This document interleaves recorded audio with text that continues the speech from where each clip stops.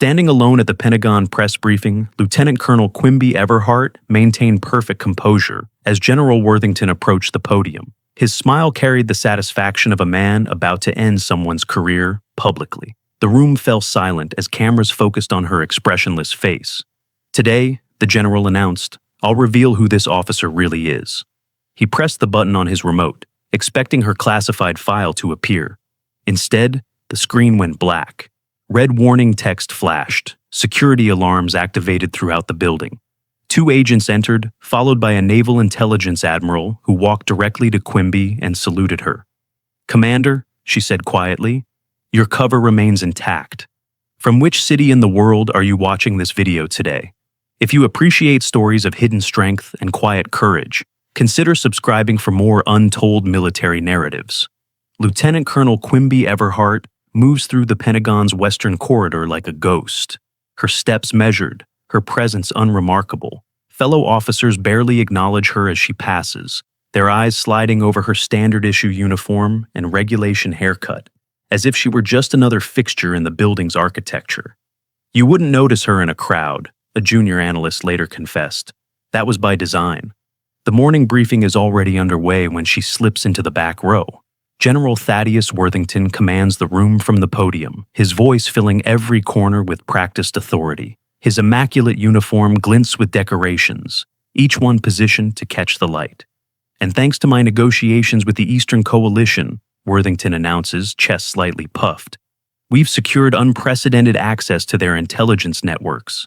Officers exchange impressed glances. Worthington is a force, decorated 4-star general with rumored presidential ambitions, media darling, and architect of the military's most visible successes in recent years. He transitions smoothly to domestic security matters, his confident gestures keeping all eyes locked on him. All eyes except Quimby's. Her attention drifts periodically to his aide, Major Zevlin Crow, who hovers at the edge of the stage, clutching a leather portfolio, too ornate for standard military briefings. As the meeting concludes, Worthington makes an unexpected announcement. "I'm establishing a classified task force to investigate potential security breaches in our procurement systems." He scans the room, his gaze finally landing on Quimby. "Lieutenant Colonel Everhart, you'll join the team." A ripple of surprise moves through the room. Beside Quimby, a colonel whispers, "Why her? She's hardly special operations material." Quimby says nothing, her expression neutral, as Crow approaches with a classified folder bearing unusual authorization codes. She accepts it with a simple, "Thank you, sir," aware of Worthington watching her reaction with unusual intensity. The folder feels heavier than it should.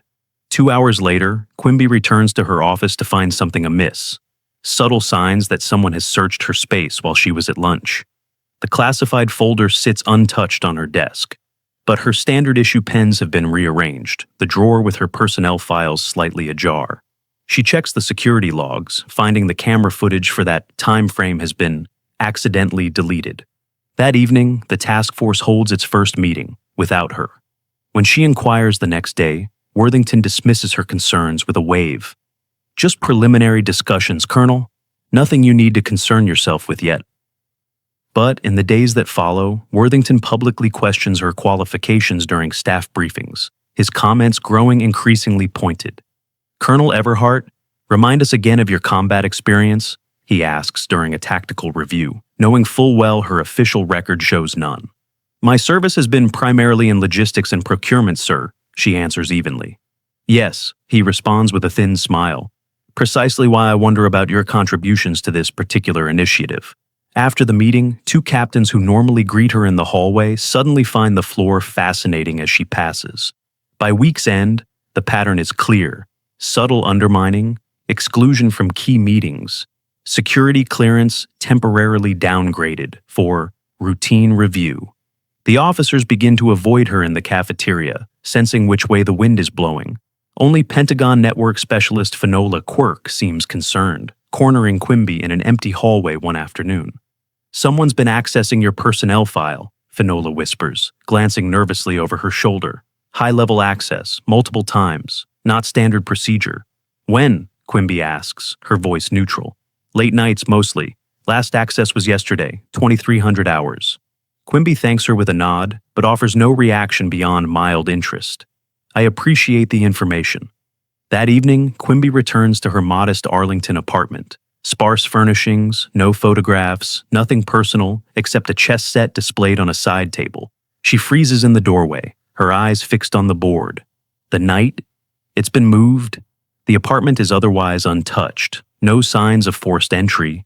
No evidence anyone has been there. Just a single chess piece shifted from its previous position.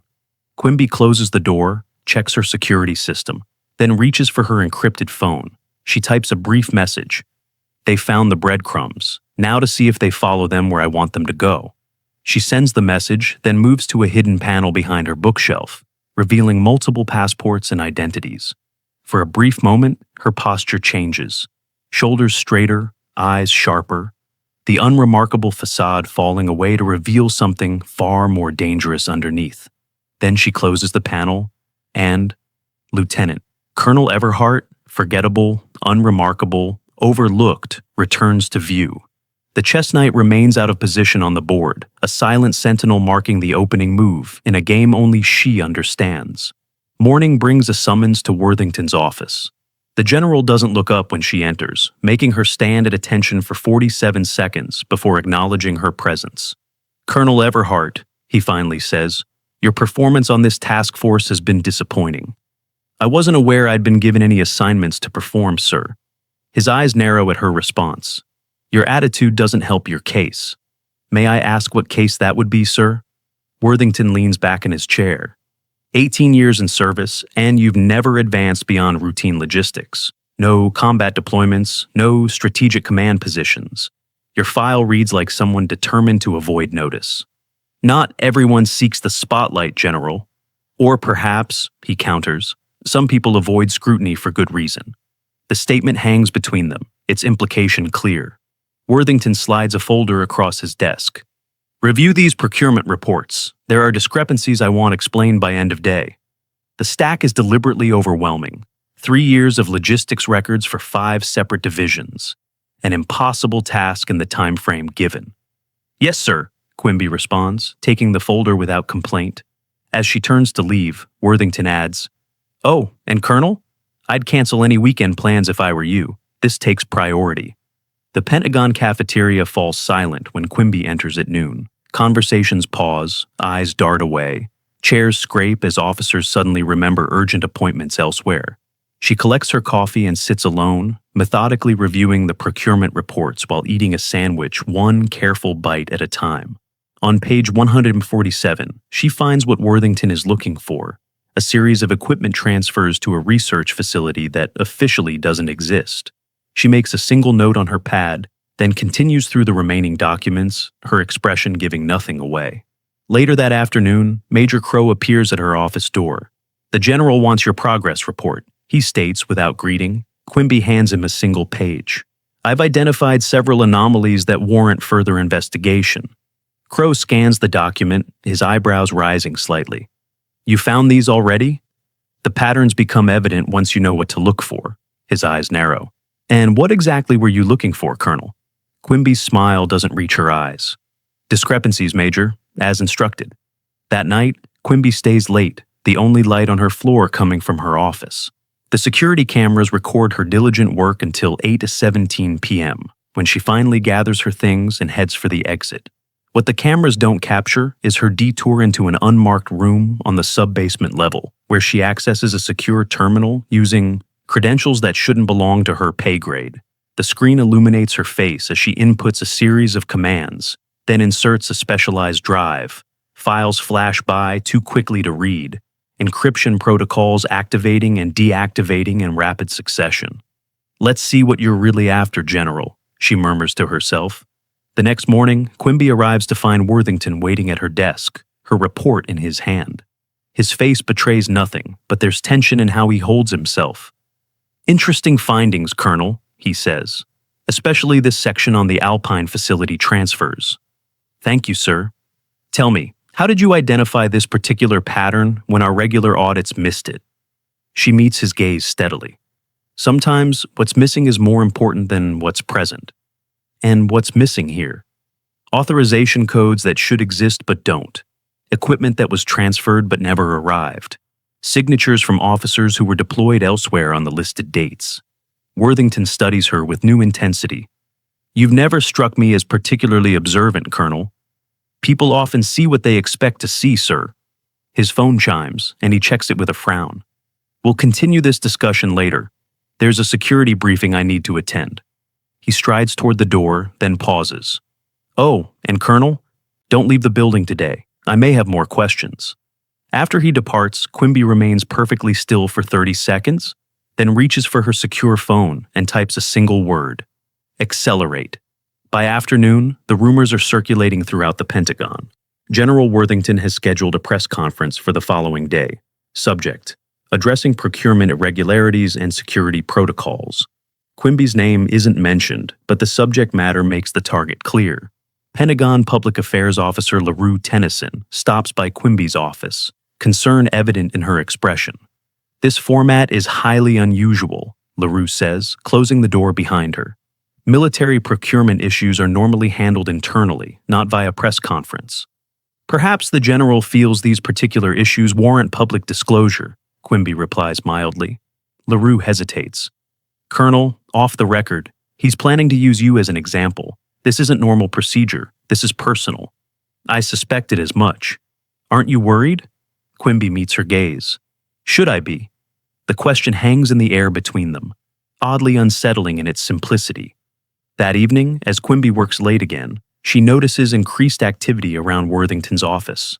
Through the glass walls, she catches glimpses of an unfamiliar civilian meeting with the general. Something exchanges hands, a small device, possibly a thumb drive. The civilian leaves through a side exit, avoiding the main security checkpoint. In the parking garage, Quimby encounters a maintenance worker adjusting the lighting fixtures. They exchange no words, but as they pass, something transfers between them, small, metallic, concealed in the palm. Back in her apartment that night, Quimby finds the chess knight has been returned to its original position. In its place, the Black Queen now stands askew. She takes out her encrypted phone one last time, sending a final message. Sable confirmed, board set. The response comes almost instantly. Acknowledged. Sleep well, Commander. Quimby places the phone in a glass of water, watching it short-circuit and die. She moves to the window, staring out at the city lights, her reflection in the glass revealing a woman different from the one who walks the Pentagon halls. Sharper, more focused, dangerous in her certainty. Tomorrow, General Thaddeus Worthington will attempt to destroy Lieutenant Colonel Quimby Everhart. What he doesn't yet understand is that she never really existed at all.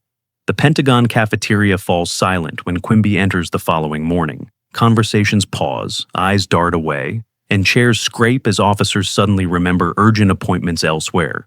General Worthington's campaign has been effective. Lieutenant Colonel Everhart is now radioactive, a career liability to be avoided. Quimby collects her coffee and sits alone, seemingly oblivious to the isolation. As she reviews documents, she deliberately leaves a procurement report open, one with a subtle discrepancy in the numbers, a minor error that wouldn't normally warrant attention. She doesn't have to wait long.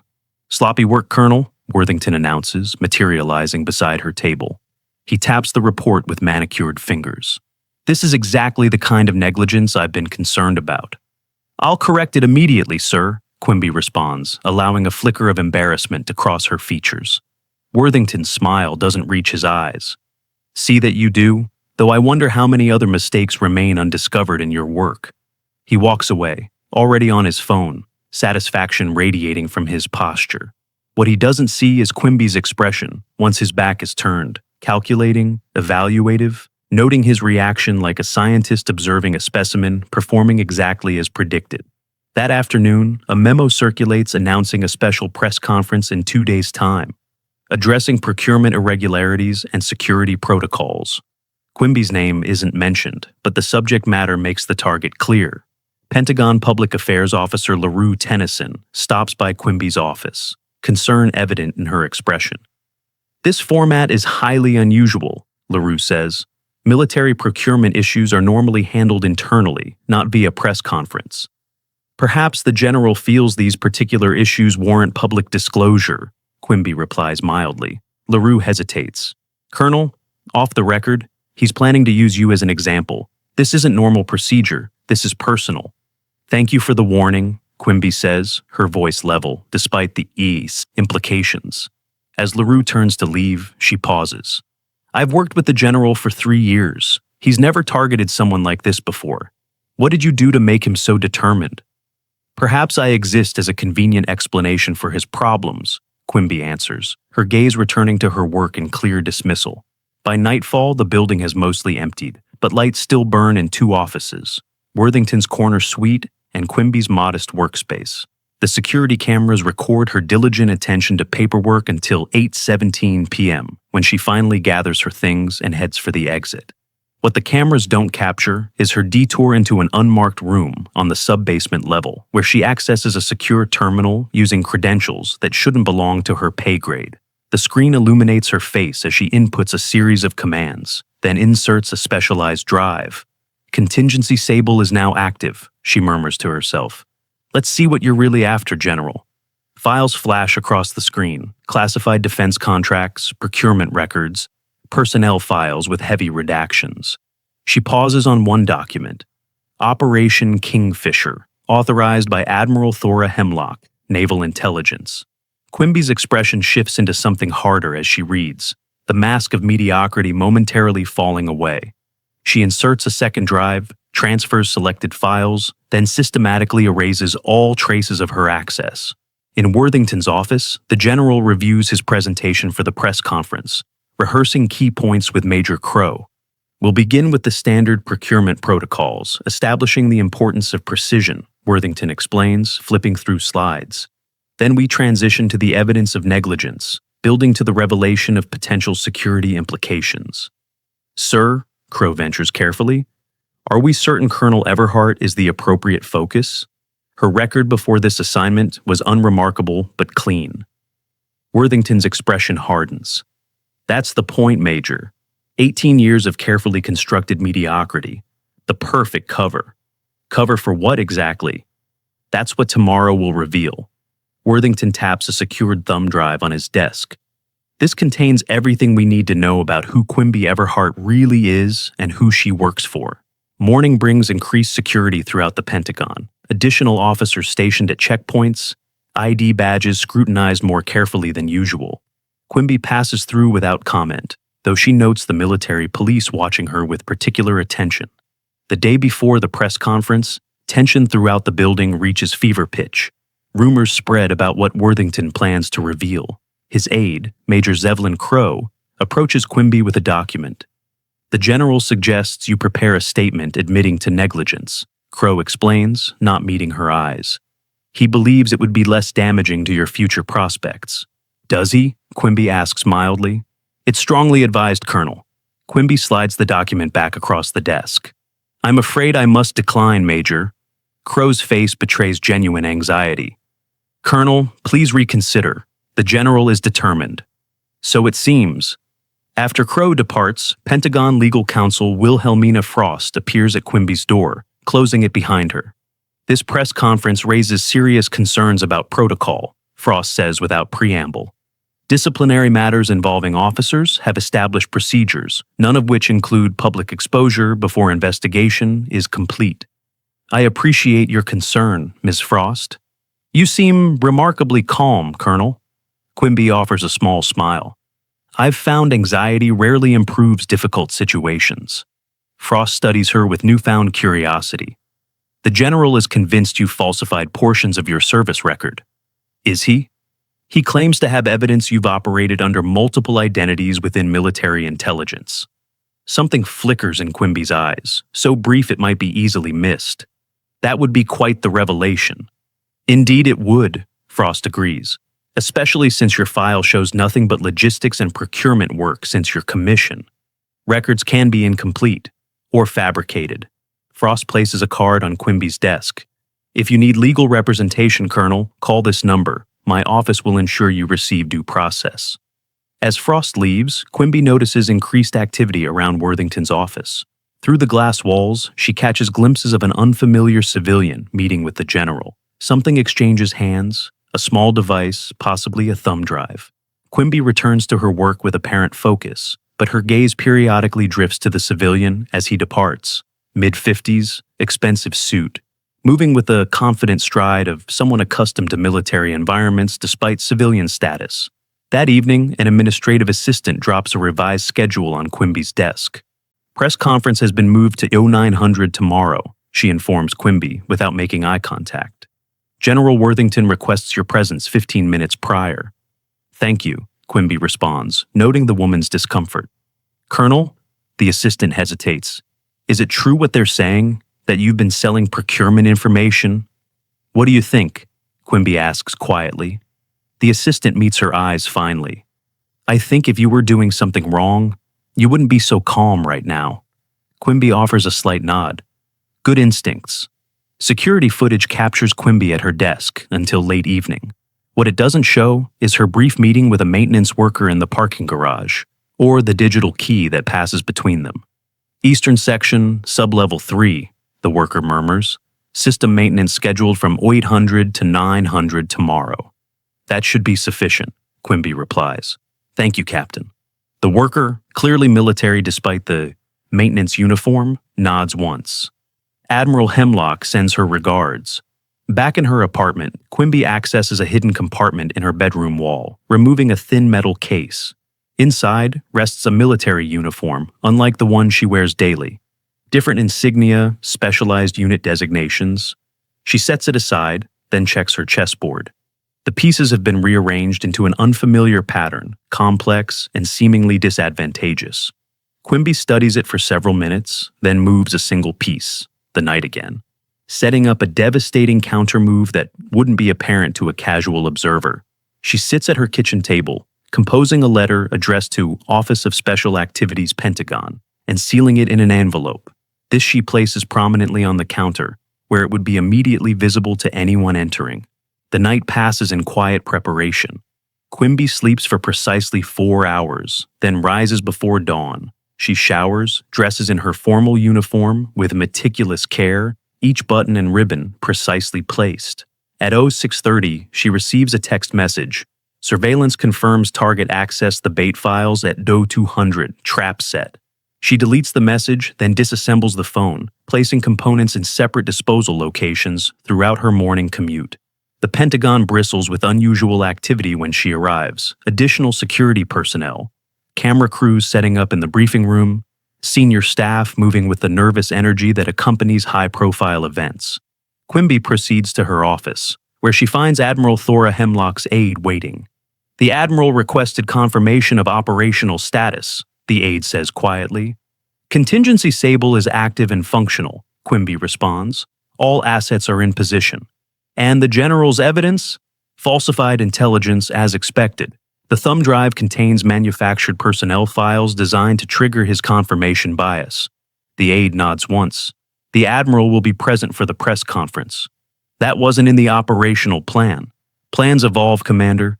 The aide hands her a small communication device. This connects directly to our team. The Admiral felt you might appreciate the support.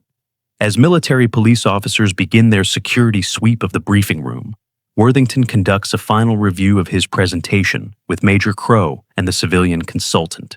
The files are definitive, the civilian assures him. Her entire career history has been fabricated. She's been operating under deep cover for naval intelligence for at least a decade, which explains her access to procurement systems, Worthington concludes. She's been redirecting sensitive technology to unauthorized programs.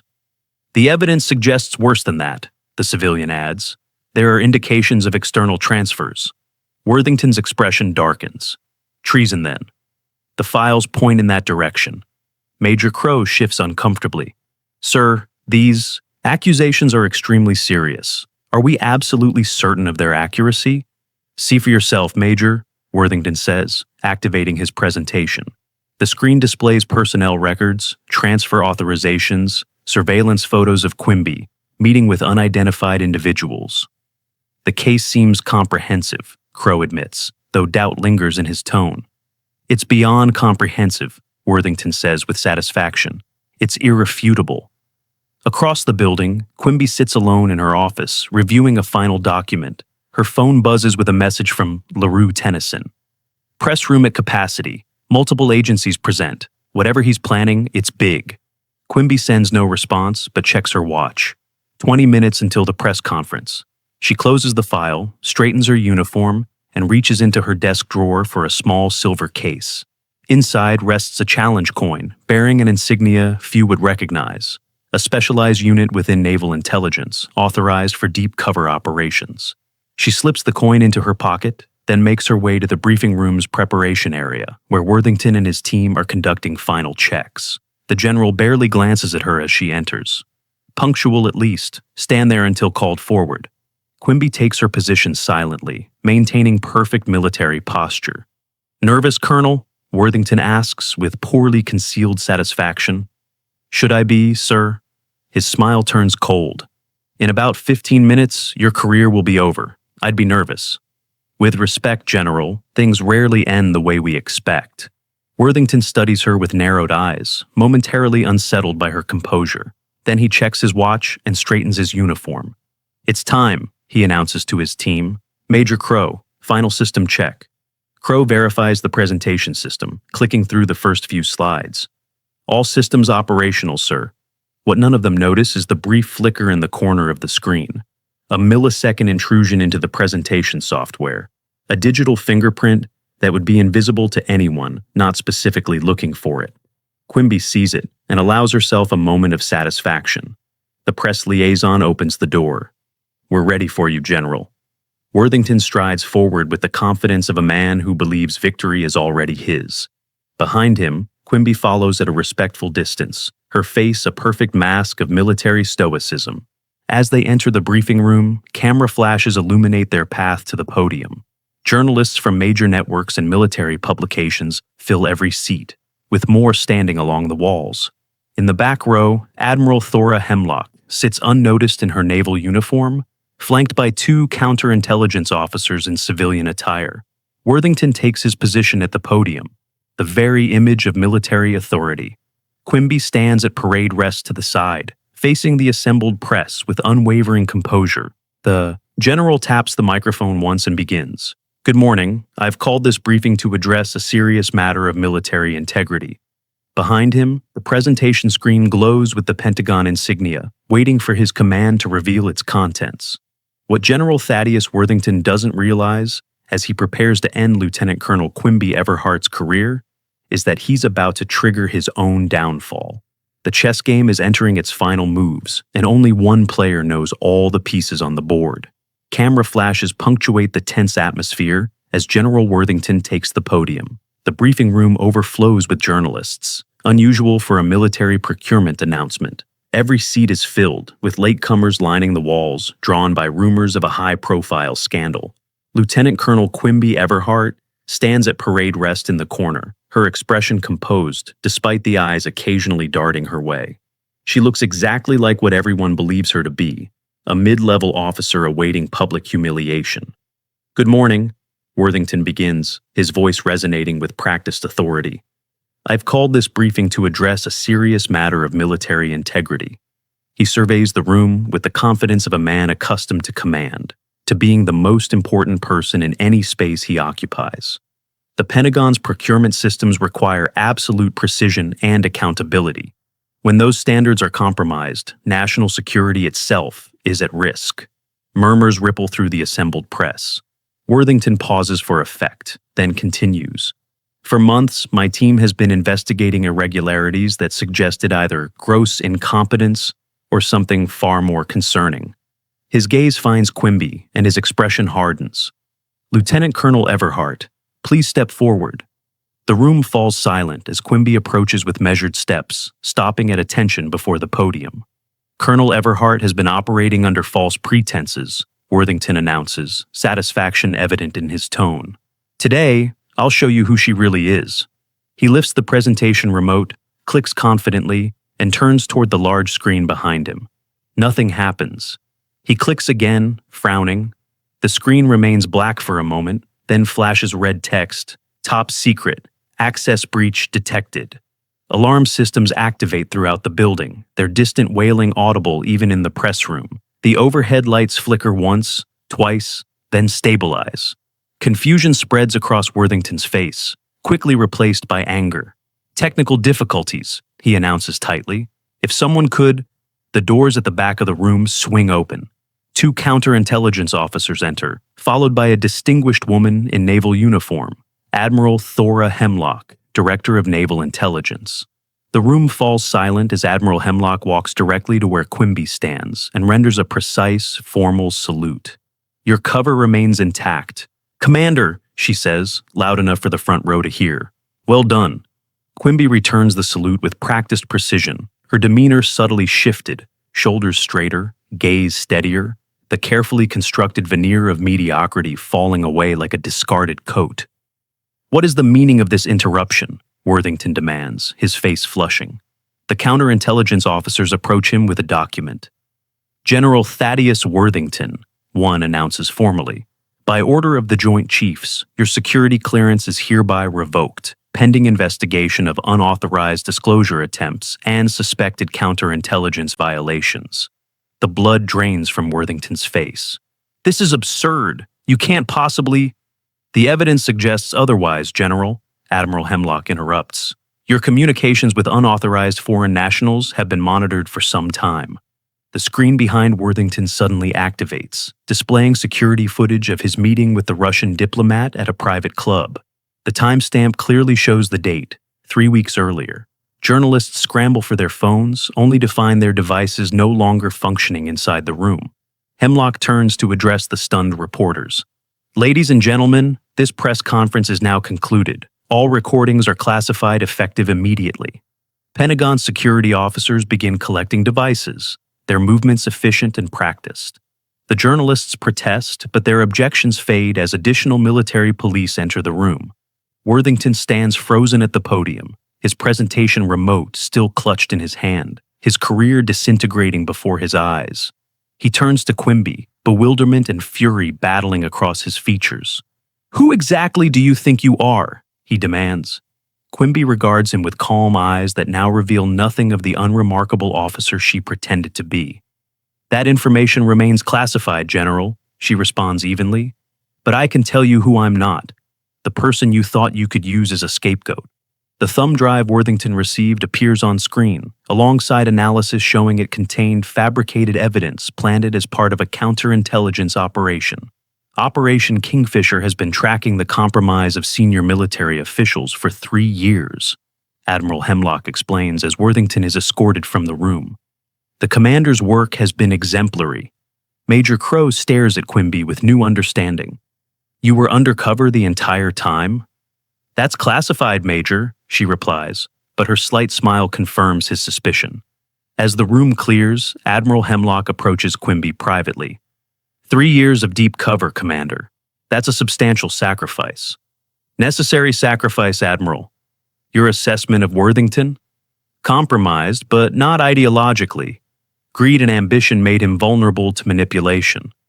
Hemlock nods. And the others?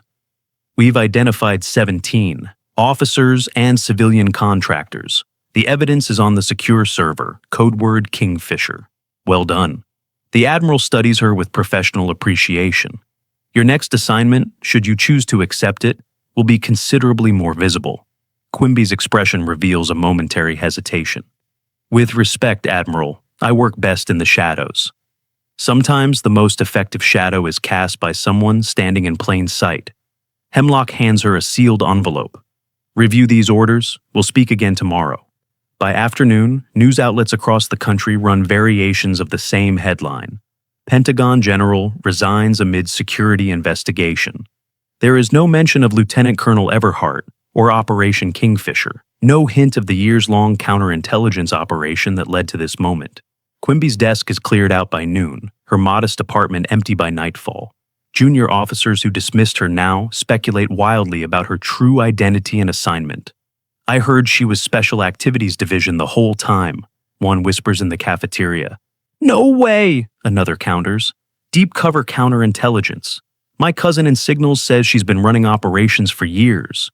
Did you see how the Admiral saluted her first? That never happens to a lieutenant colonel. The Pentagon bustles with nervous energy in the days that follow.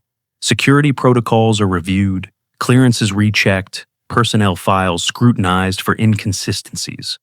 A classified memo announces task force reorganization under Admiral Hemlock, while redacted documents reveal multiple arrests of officials connected to Worthington's network. In a secure briefing room, 3 levels below the Pentagon's main floor, Quimby, now wearing commander's insignia, briefs a select group of counterintelligence officers. The operation began 3 years ago when analysis identified anomalous procurement patterns for quantum computing components, she explains, her presentation precise and authoritative. These components, while seemingly routine, had potential applications for breaking our most secure encryption protocols. The officers listened with rapt attention, seeing for the first time the woman behind the carefully constructed mask of mediocrity. General Worthington wasn't our initial target, she continues, but as we mapped the network, his name appeared with increasing frequency. His ambition and financial overextension made him vulnerable to external influence. "How did you maintain cover for so long?" a young lieutenant asks. "By being exactly who people expected me to be." Quimby's smile holds no warmth. The most effective disguise is often the one people create for you themselves. 1 month after Worthington's resignation, the last members of his network are arrested in a coordinated operation spanning 3 continents. The public receives only sanitized reports of security reviews and personnel adjustments. Quimby receives a new assignment: Defense Intelligence Agency, European Operations, with a promotion that remains classified. Before her departure, she visits Arlington National Cemetery, placing a single white chess piece at a nondescript grave. The knight stands in stark contrast against the gray stone, a private symbol of a victory that will never be publicly acknowledged. 30 years later, a military historian receives newly declassified files revealing that Commander Q led the most successful counterintelligence operation in Pentagon history, identifying 17 compromised officials and preventing the loss of critical defense technologies. The historian finds a handwritten note in the margin of one report. "The best victories are those the enemy never realizes have occurred."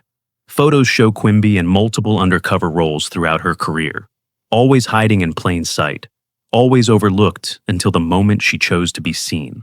In each image, despite different contexts and covers, a chess set appears somewhere in the frame, the consistent thread in an otherwise chameleonic existence. The final document in the file contains her service record, extensive, distinguished, and until now, almost entirely redacted. Medals awarded in private ceremonies, operations that altered the course of American security without ever making headlines. In a small coastal town, an elderly woman receives a package containing her old chess set with a note.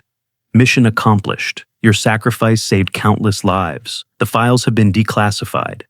As she sets up the chess pieces, we recognize her as Quimby, finally at peace with her silent service. Her hands, now lined with age, move with the same precision that once orchestrated operations from the shadows of the Pentagon. She places the knight in its proper position, a small smile playing across her lips as she begins a new game against herself. On the wall behind her hang no medals, no commendations, no photographs with presidents or dignitaries, only a simple framed quotation. "Not all victories are celebrated. Some are merely preserved in the silence that follows averted disaster." The evening news plays quietly in the background, reporting on the current Pentagon operations, with no knowledge of the woman who once shaped its most classified missions. The reporter mentions a new procurement initiative, security protocols, the ongoing vigilance required to maintain national security.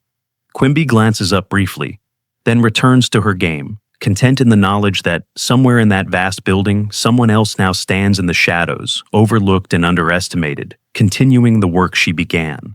A knock at the door interrupts her concentration. She opens it to find a young naval officer holding an official envelope. "Commander Everhart?" the officer asks, using a rank and name Quimby hasn't heard in decades. "Not for many years," she responds. "Admiral Hemlock asked me to deliver this personally." The officer hands her the envelope, then renders a perfect salute. "She said you'd understand its significance." Inside the envelope, Quimby finds a single photograph, the chessboard in her Pentagon office as it appeared on the day of Worthington's downfall. The pieces arranged in the winning configuration she had recognized, but he had not. Beneath it, a handwritten note in Hemlock's distinctive script: History rarely records its most important players, but those who know, remember. The naval officer departs, leaving Quimby standing in the doorway of her modest coastal home, the photograph in her hand, a tangible connection to a life spent in the shadows. That evening, as sunset paints the horizon in shades of gold and crimson, Quimby sits on her porch overlooking the ocean. The chessboard is set up beside her, the game against herself temporarily abandoned. Instead, she writes in a journal, recording memories and insights never before committed to paper.